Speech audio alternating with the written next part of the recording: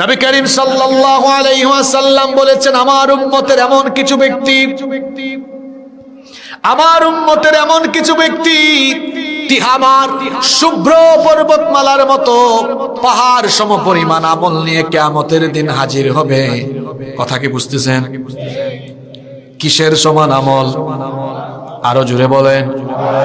পাহাড়ের সমান আমল নিয়ে কিছু বান্দারা কিয়ামতের মাঠে হাজির হবে, কিন্তু তাদের আমলগুলো মুহূর্তেই ধুলাবালিতে পরিণত হয়ে যাবে, আমল নষ্ট হয়ে যাবে।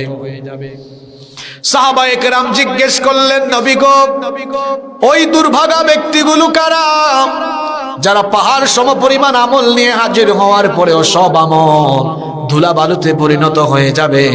নবীজি বললেন, সে হলো ওই ব্যক্তি যে ব্যক্তি আমলও করে সবই ঠিক আছে, যখন একা থাকে, নীরবে থাকে, একাকী নীরবে নিবৃতে হারাম কাজে লিপ্ত থাকে। তাহলে একাকী নীরবে নিবৃতে হারাম কাজে লিপ্ত থাকে যারা, কিয়ামতের দিন তাদের সকল আমল বরবাদ করে দিবেন কে? কি যুবক ভাইয়েরা, এই হাদিসটা কি মাথার উপরে দিয়া গেল না মাথার ভিতরে ঢুকলো? কি বুঝলেন তাইলে? একাকী নীরবে নিবৃতে ভয় করতে হবে কাকে? এই আল্লাহর ভয় যদি অন্তরে থাকে, তাহলে যুবক রাতের বেলা মোবাইলের অপব্যবহার করবে?